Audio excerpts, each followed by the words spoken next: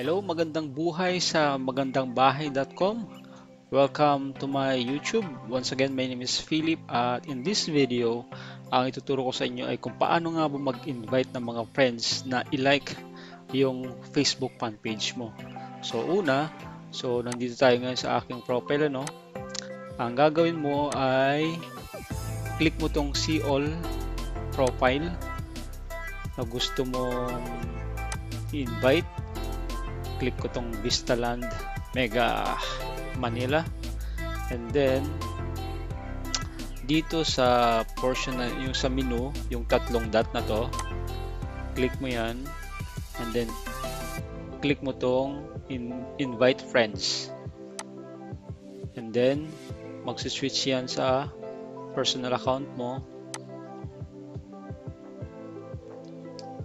and then lahat ng mga friends mo ay pwede mo siyang i-click ng lahat. Ito, select all 1,000 of 2,463 ang mga friends ko, no? So i-invite ko siya, send invitation sent. Okay,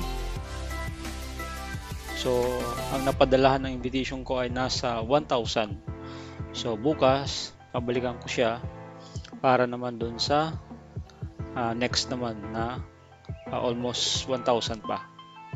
So yun lang ang maituturo ko sa inyo kung paano mag-like o mag-invite na mag-like sa ating Facebook fan page. Okay, so yun lang. Thank you, bye bye.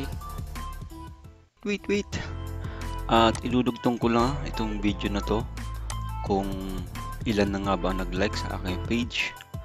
So sa ngayon ay October 8.